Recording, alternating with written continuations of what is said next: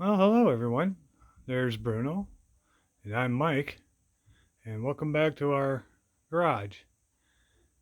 Today we're going to be working downstairs again due to the weather. Um, Things have been quite busy for us here at the house, so let's get downstairs and see what's been going on. Okay, everybody, welcome back to my little workbench. Um, Sorry for being late on my next video. Um, Things in life have presented some challenges for us this week. Um, we have the grandson and our daughter staying with us for a while. So it's been pretty busy, but I have managed to get some stuff done and pick up a few things along the way. Pardon me. So with that, let's get started. Um, Last video, you know that I did had that little itty bitty screwdriver that held the self screws that had the broom handle put on it. Um, and then I had the black handled screwdriver that looked a little worse for the wear. So I got the handle off, most of the black off of it. Some of it was still stained from the black paint, but I thought that lended character.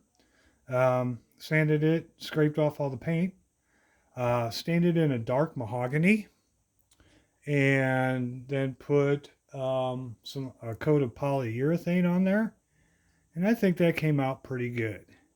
Then on that, I went ahead and got the shaft itself cleaned up and blued. So I'm going to go ahead and get that out of the oil now. We'll get that wiped off and see about getting it back together again today.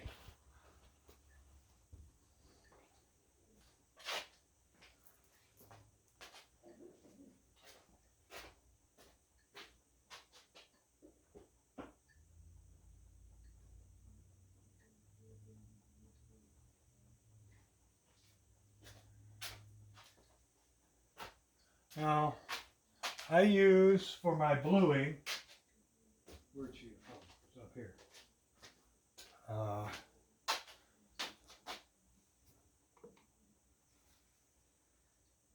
Birch World KC Super Blue. It's a cold bluing agent. I've had pretty good luck with it. It's fairly simple. Make sure that you get all the corrosion and everything off of there that you want off of there for sure. And then you just apply that, rinse it off, and then go ahead and stick it in your little oil tank. Now I use just regular motor oil. I don't know if it really matters either way, which brand, or what weight, just as long as it's kind of an oil, like a heavier, thicker oil, so that gives it a chance to sit and soak. But you can see as it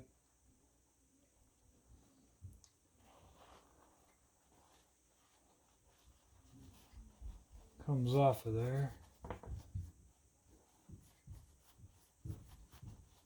helps protect and keep it from corroding over again,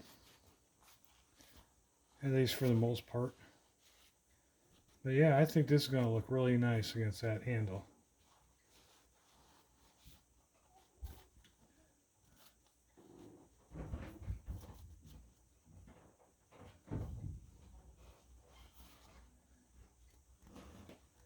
Okay. Set that on there. So that's how that came out, if you can see. Um, Not too bad. I like it. But it's not for everybody. A lot of other guys like to do their stuff in high polished. If it comes that way, that's fine. But like I said, most of the stuff I get has been pretty well used and abused. So, yeah, get another towel here. You can see about getting some of this off of my hands here. Okay, so this is the old shaft and the old handle. Yeah, I like how that came out. That keep your shafts, guys, because they make excellent handles to hold on to. And then when you do your stain and your slack, then you can just use this as your handle. You never have to touch it, and then you can just set it in your vise while it dries. I'm not the exclusive original. I don't know if anybody, you guys, do it that way or not. But that's how I did it. So it worked for me. So let's slide the ferrule over that. See if we can't get the shaft to go down there a little bit.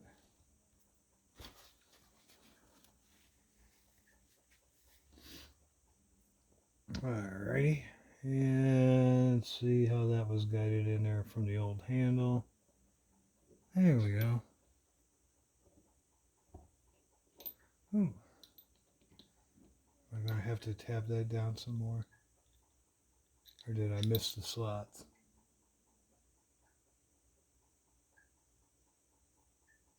Just a little bit. There we are.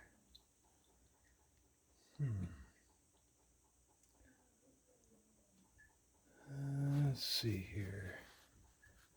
Can we get that to go down a little bit more without looking up? Oh, there we go. There we go. Oh, that went in all the way nice, didn't it? Okay, boy, that is in there tough, ain't it? However, I've got these pliers here. I don't know if I showed you these before or not, but they kind of got kind of a weird groove to them. Looked them up, and they're for certain glass breaking applications.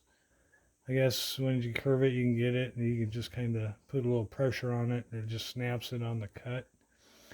What I like about these is even though they're not smooth, they got that kind of concave surface there for you. They got these big, heavy-duty rubber tips on them, and I just love them to death. And that way, when I'm either taking something apart or I'm, excuse me here, putting stuff back together, it does not damage what I'm working on. So let's see if we can get this ferrule. Yeah, it is a little wide, isn't it? Yeah, let's see if we can't just tap that down a little bit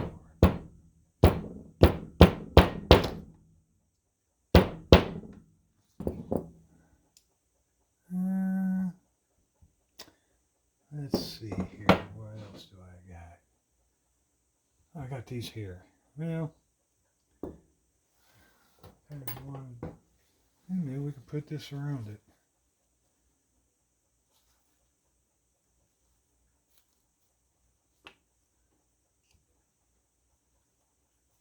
Yeah, those are tipped enough so that gets in between this little fitting here in our ferrule. Let's just give her a little tap.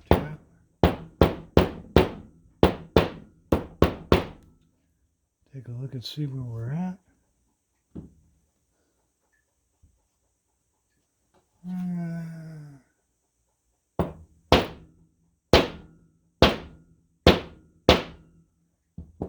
There we go. It's going a little farther. Am I damaging the end there? No.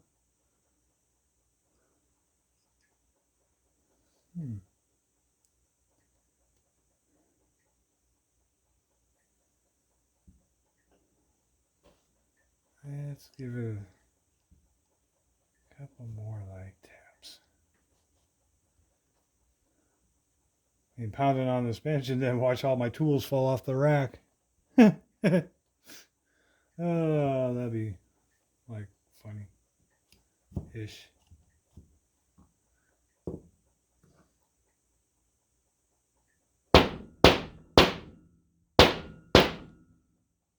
There we go. Just need a little more persuasion, didn't it? There we go.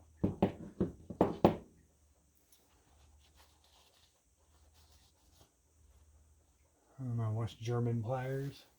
Love that. Okay, so let's get a little more oil off of there.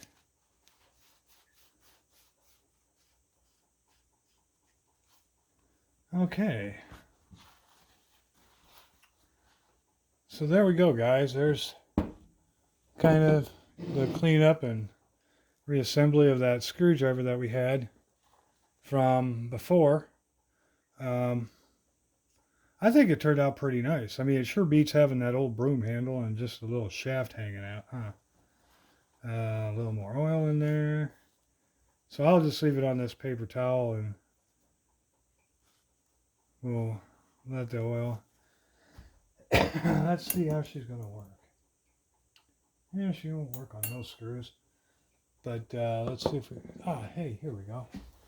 Pardon my reach. Maybe. It's a Phillips head. Will it work in there? No, it's not big enough. Well, let's see here. I know I've got some stuff here. Just a second. You gotta dig into the old hardware stash.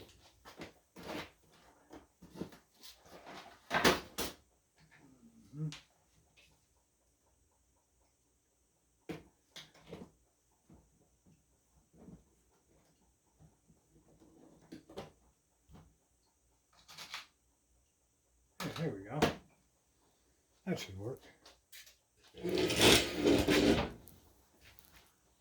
All right. So anyway, got this little machine screw here.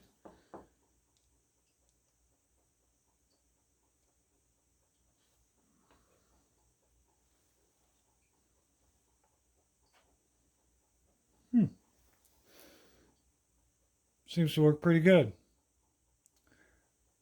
I like it. Good deal. So another one.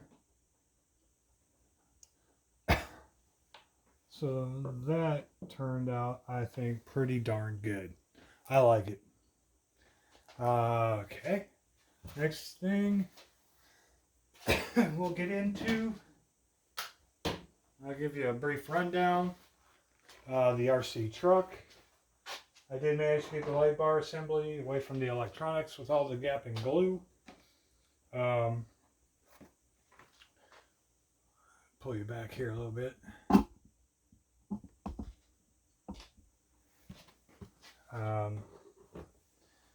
So working on removal of the stickers and the headlights, the tail lights, this window, the mirrors, and the third brake light will get removed, and then some body prep, prime, and some paint. And once that's all dried and gone, then we can put it all back together again. Everything mechanically seems to run fine. I've been working on that.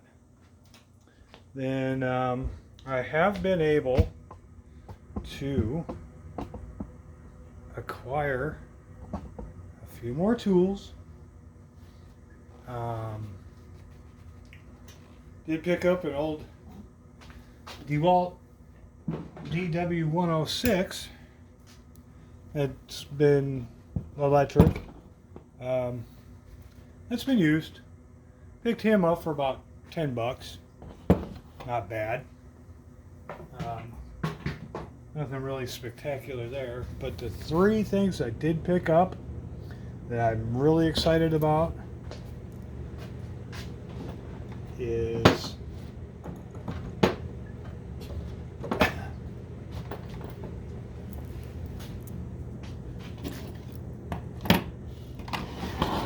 these three items right here.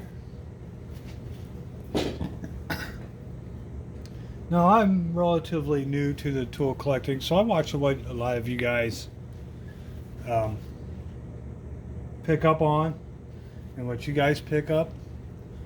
Um, so, yeah, when I'm out and about, pardon me, um, I'm paying attention. I'm learning.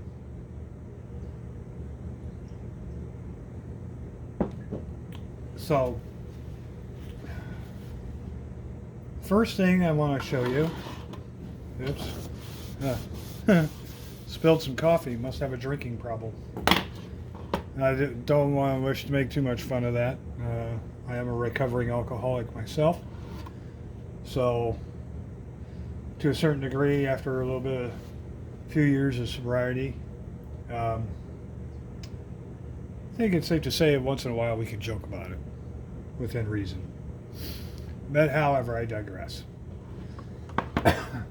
This chisel here that I picked up, relatively good shape, some tarnishing on it, no real pitting, but it's a E.A. Berg Skilstuna.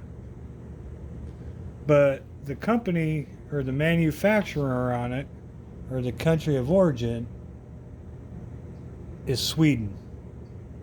Now, I've heard you guys talk about some Swedish tools and how much you like them. I like this acrylic handle. It's really kind of neat, and I got the sunlight coming in from the basement window here, so it really makes that orange pop. But I thought that was really good, and I picked that up for $3 at a resale shop. So, yeah, I thought it was worth the $3. The next item I've got is a snap ring pliers. Paid 25 cents for it. But the reason I did grab them, even though it's missing a pin, I've got some spare pins. I've got some other snap ring pliers, and one came with a whole set of pins with it. But it's a Proto. And I thought, ooh, made in the USA, Proto. It's got the rubber grips. Those can be cleaned up. Just some surface rust. It doesn't look like there might be a little bit of pitting going on down here. But I've got replacement tips. And of course it's got that same coating that I like so well. And the spring seems, well, maybe, I don't know. We'll see how it looks when I pull it out. But I got a spring assortment that maybe cut one of those down and just kind of reset it in there. And we'll see how that works out and cleans up. But yeah, another set of snap ring pliers. And, let's see, for internal retaining rings. Number 380. Patent number 4607648. So maybe I can get on the website there and see when these were manufactured. Unless you guys have a clue. Pardon me. And in and out of the weather. Now, next, saving the best for last, I think. This is in the original box. Some of you guys might know what this is, especially you guys over across the big lake over there. Eclipse 4S tool for slotting, scraping, sawing, and splitting. Now, this is made in England, where you can barely read it right here. However,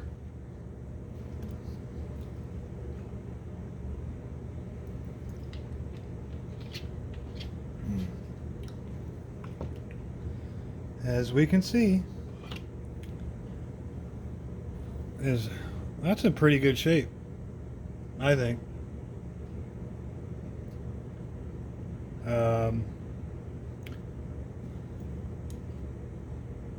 Sheffield, England.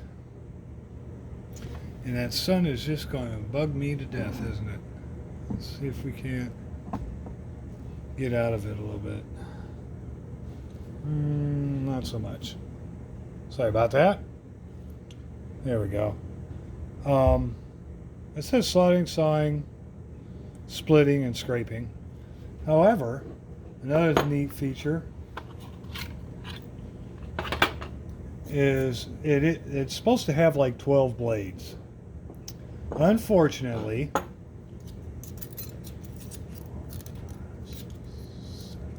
I have got 9. So 3 of the blades are missing. However,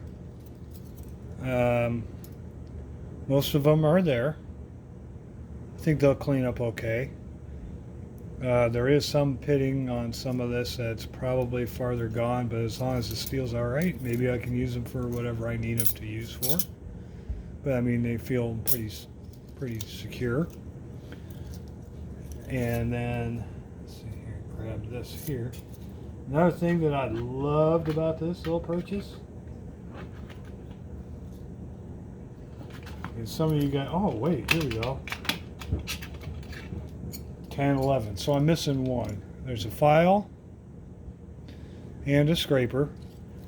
So that's 1, 2, 3, 4, 5, 6, 7, 8, 9, 10, 11. And what I really liked about having this is that it is a multi-purpose tool, but check this out, guys. I love this stuff too. It's got the original paperwork in it, the original flyer for it. How's that strike you? 12 tools complete with special holder and neat metal case. I'm missing one. For 101 jobs in engineering, electrical, plumbing, garage, and general maintenance work. And then on the other side of that, it has a picture of all the blades. And I think the sawing blade is the one that I'm missing, because I didn't see the little itty bitty one like that. But yeah, made in England by a manufacturer of the world-renowned Eclipse hacksaw blade and frames. And then when you open it up, it has all the little jobs and everything that you can do. Unfortunately, with this, I did not see a date for it. Another one of those things I'll have to look up. There's really no part number or a serial number for it. But yeah, it's kind of neat. And basically, what you do, depending on how you want to angle the blade. So that one would go in like so. And then you put your little lock screw in there. And even the lock screw is really neatly machined. I mean, the knurling on that is just incredible. And there's your file with your handle. And then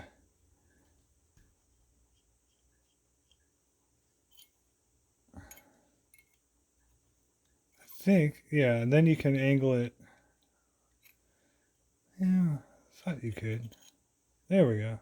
That's how I had it before.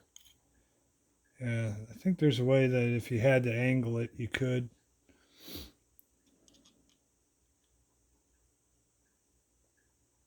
Come on, you stubborn boy. Boy, I got a case of the Mondays going on today, don't we? Or maybe, here we go, the other side. Helps if you pay attention to what you're doing. So even if you needed to go at a different angle at your work. So yeah, I mean, I thought that was kind of neat. I mean, it's good and heavy. I mean, it does not feel like it's made out of some of the metals that are being used today.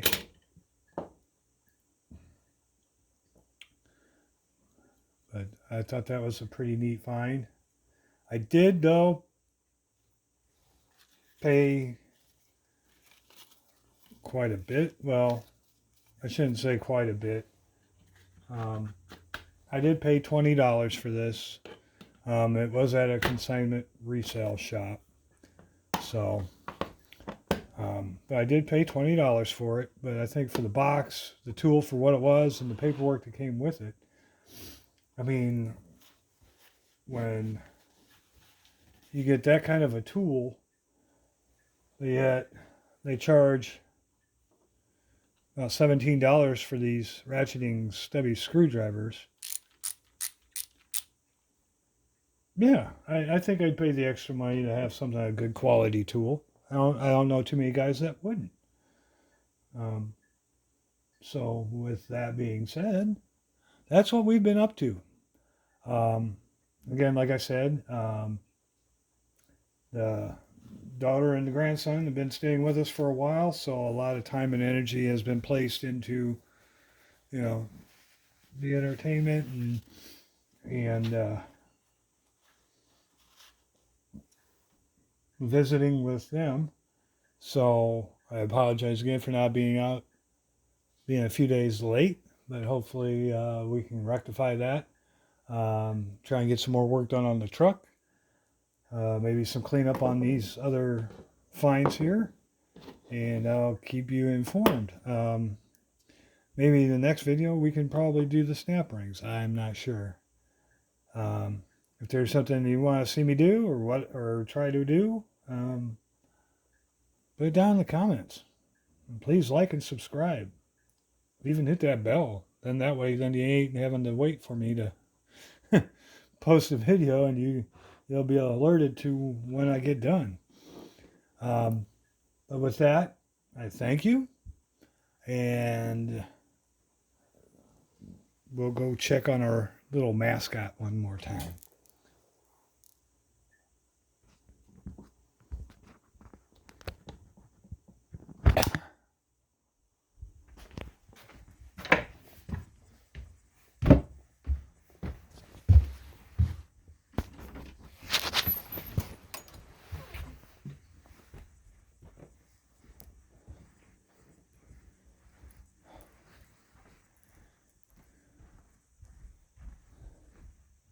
Go get your weenie. Go get your weenie. Come on, go get your weenie. Come on. I ain't got all day. Come on, move.